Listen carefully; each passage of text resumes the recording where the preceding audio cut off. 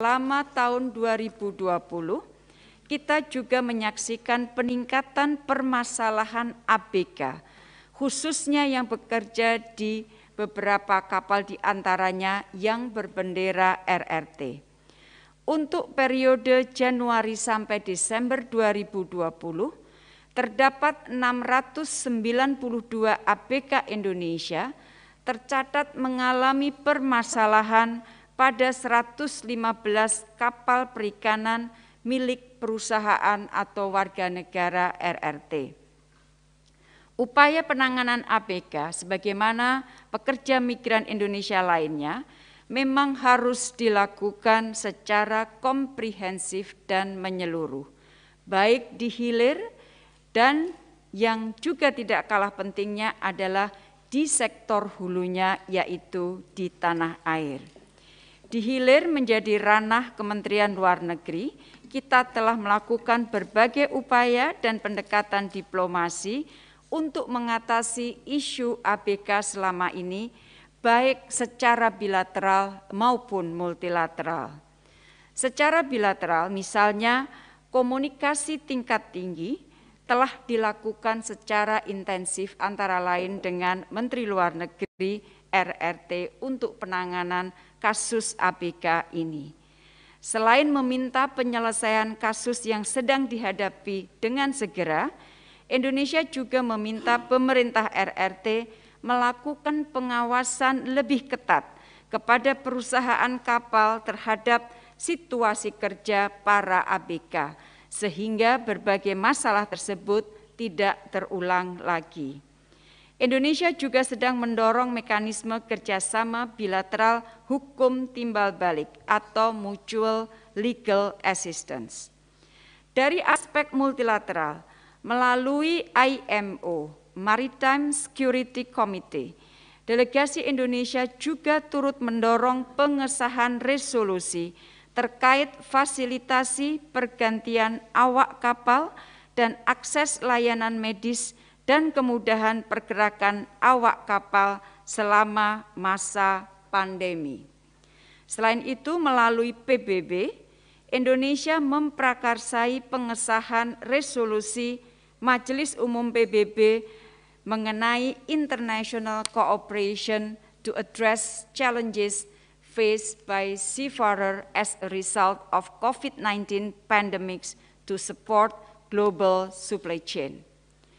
Berbagai upaya tersebut alhamdulillah telah membuahkan hasil dan hingga Desember 2020 telah berhasil dipulangkan 589 ABK dari 98 kapal ikan, termasuk pemulangan secara langsung melalui jalur laut sejumlah 163 ABK. Hak gaji yang belum dibayar berangsur-angsur juga telah diselesaikan. Di hulu, saya sendiri langsung berbicara dengan Kabareskrim untuk melakukan tindakan tegas kepada perusahaan pengirim ABK yang melanggar, termasuk melakukan investigasi dugaan adanya kejahatan trafficking in person. Kami sadari betul tata kelola harus ditangani sekali lagi secara komprehensif.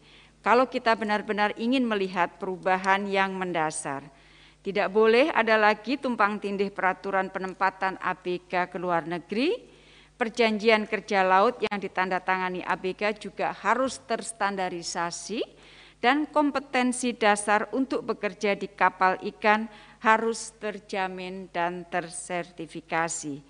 Oleh karenanya di tahun 2021, upaya pelindungan terhadap ABK akan dilakukan secara lebih komprehensif, yaitu antara lain melalui pembentukan roadmap ratifikasi ILO C188 Work in Fishing Convention, kemudian MOU penempatan khusus ABK perikanan dengan negara tujuan, serta pemanfaatan perjanjian bantuan hukum timbal balik untuk penegakan hukum yang tegas bagi para pelaku.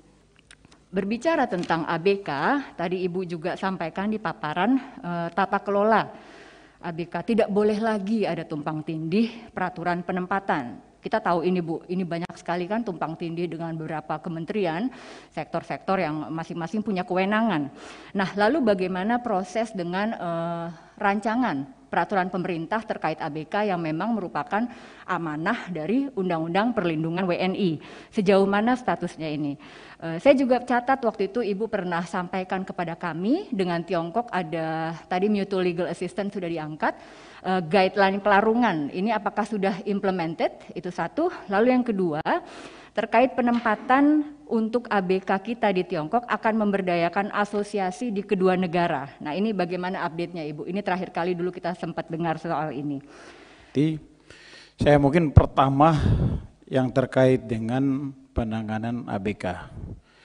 Saya ingin tahu perkembangan penanganan ABK Sinlong Sin 629 yang sampai dengan saat ini saya pikir kita belum mengikuti perkembangan terakhir karena saya ikuti kasusnya ditangani Bareskrim dan pada saat diminta untuk ada saksi dari kapal tersebut yang bisa dihadirkan untuk memenuhi syarat-syarat dalam penyelidikan, ternyata sampai dengan saat ini belum ada kepastian apakah pihak China mampu dan siap untuk membantu memfasilitasi para saksi itu untuk dihadirkan dalam pemeriksaan di Bareskrim ataukah kasus ini sudah berhenti dalam proses penyidikan. Kemudian yang kedua terkait juga dengan ABK di kapal Luhung Yuan U118, kasus kematian ABK. Nah, ini saya ingin untuk mendapatkan penjelasan detail dari Bu Menlu terkait penyelesaian masalah ABK kita. Beberapa waktu yang lalu ada warga di dapil saya ini Bu sebagai ABK meninggal dunia.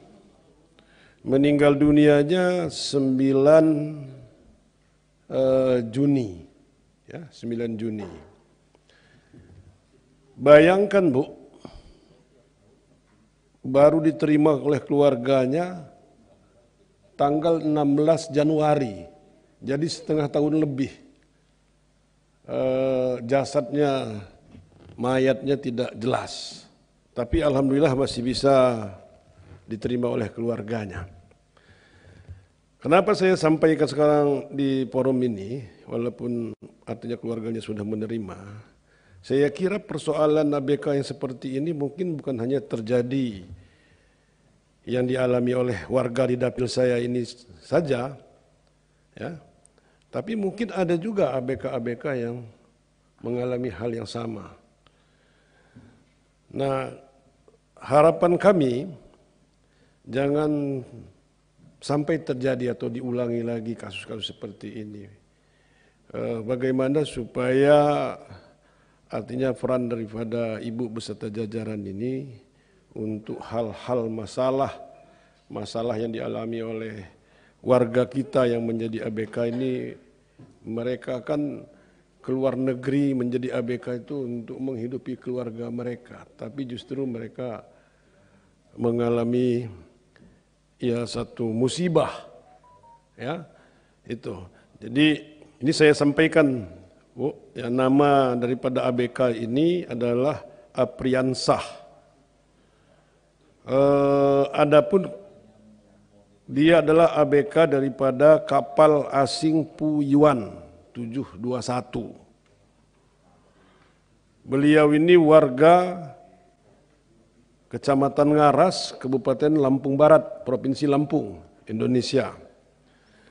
Nah, ini kapalnya yaitu yang membawa beliau yaitu PT Baruna Jaya Sentosa, Lampung.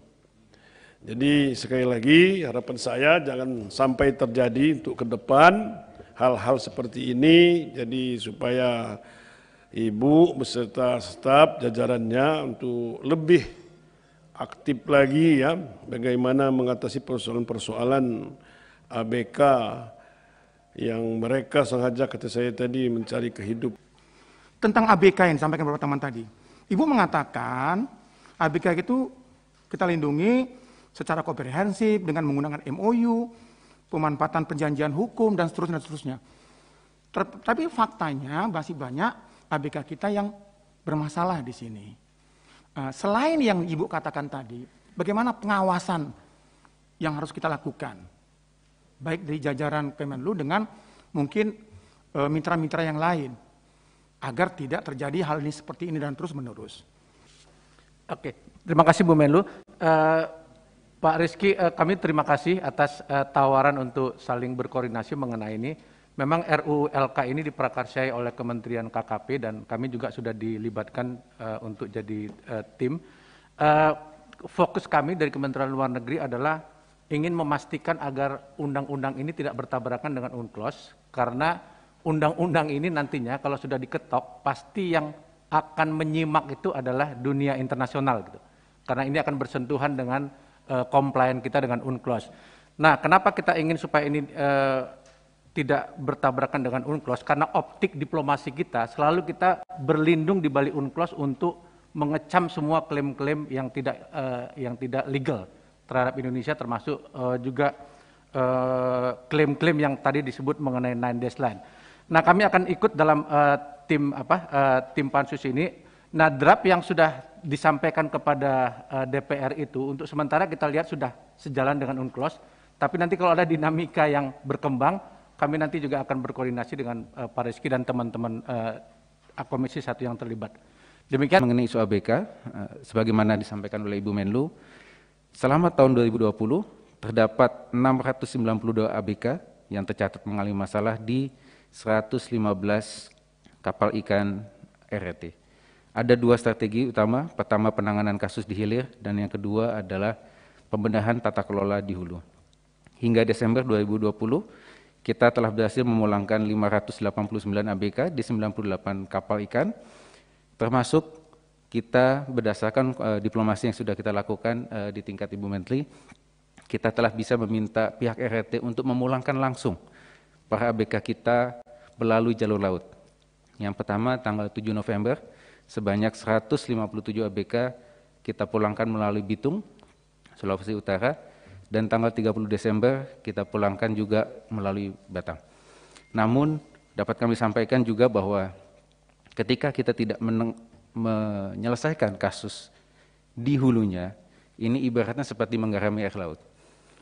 Dapat kami sampaikan bahwa mayoritas ABK kapal ikan itu memang tidak di-prepare untuk berangkat ke luar negeri. Kebanyakan mereka berada di wilayah Pantura, daerah asalnya, tidak dibekali pengetahuan yang cukup, hanya paspor dan kemudian berangkat ke luar negeri, tidak dijelaskan mengenai kontrak-kontraknya. Nah, untuk itu pembenahan tata kelola di dalam negeri tentu menjadi sangat kritikal. Dalam hal ini penyelesaian RPP pelindungan awak kapal, niaga dan awak kapal perikat perlu segera dipercepat, lalu memastikan pendampingan dan standarisasi perjanjian kerja laut, memastikan setiap awak kapal kita yang berangkat memiliki kompetensi. Dalam kasus kapal Longsing 629 bahkan mereka tidak tahu apa itu basic safety training. Artinya ketika kapal itu dalam distress, bahkan dia tidak tahu bagaimana cara menggunakan pelampung. Yang lalu yang lainnya ada tentunya roadmap ratifikasi C188 ILO dan juga MOU penempatan ABK. Tadi Ibu Kristina menyampaikan bahwa kita sedang dorong proses MOU penempatan khusus ABK. Dalam hal ini kita sudah mendapatkan signal yang baik dari Korea Selatan untuk MOU penempatan ABK kita di kapal long line. Sedangkan untuk RRT telah ada pembicaraan awal antara Asosiasi Perikanan Jarak Jauh RRT dengan BP2MI. Yang harapan kita adalah proses penempatan akan bisa memotong middleman yang terlalu banyak terjadi antara pihak pemilik kapal dan keluarga ABK yang ada di Indonesia. Lalu terakhir mengenai MLA, kita dorong kasus-kasus penegakan hukum melalui mutual legal assistance. Secara khusus tadi ada pertanyaan mengenai Longsing 629, Pak Yan Mandinas tadi menanyakan. Dalam hal ini pihak Barreskrim telah meminta untuk menghadirkan satu warga negara RT yang diduga melakukan tindak pidana perdagangan orang sebagai supervisor. Dalam hal ini kami telah berkoordinasi dengan pihak Barreskrim untuk melakukan permintaan tersebut melalui mekanisme mutual legal assistance, yaitu antara Barreskrim diteruskan kepada pihak Hubinter Polri dan kemudian ditujukan kepada otoritas pusat Indonesia. Dalam hal ini ada di Kemenkumham untuk disampaikan kepada otoritas pusat di RT. Pihak RT menyampaikan kesiapannya untuk merespon permintaan tersebut melalui mekanisme MLA. Lalu tadi disampaikan juga terkait kasus kapal Lu Huangyu 117 dan 118, pihak Bakamla telah menangkap 2 kapal ini pada tanggal 10 Juli 2020. 1 jenazah ditemukan di atas kapal dan kita telah menangkap 1 warga negara RT yang diduga bertanggung jawab. Dan saat ini proses hukumnya sedang berlangsung. Terakhir, kami sedikit terkait dengan kasus tindak pidana perdagangan orang ya di kapal Longsing 629 dan juga kematian ABK di kapal Lung Huang 118 ya. Saya pikir terima kasih untuk penjelasan tadi. Namun saya pikir ini terkait dengan kasus kapal ikan China ya, ini sudah berulang kali terjadi.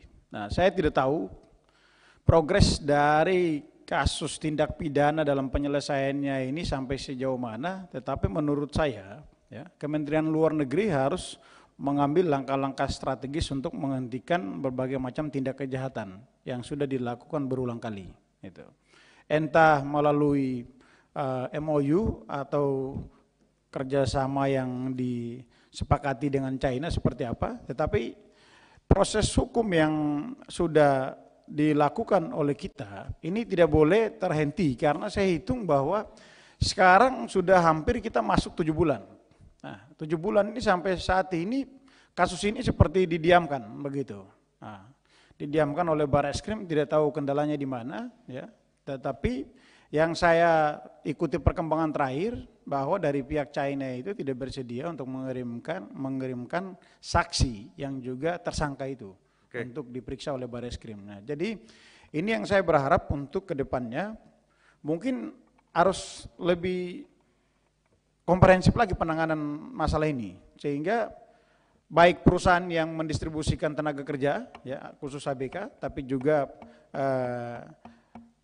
pelaku tindak pidana harus diproses dan kita tahu begitu kita bisa mendapatkan progres laporan. Jadi saya minta mungkin pimpinan pada kesempatan kali ini nanti mohon dibuat tertulis saja, sampaikan ke komisi sejauh mana progres capaian air dari penyelesaian kasus tindak pidana perdagangan orang dan kematian ABK di kapal ikan China.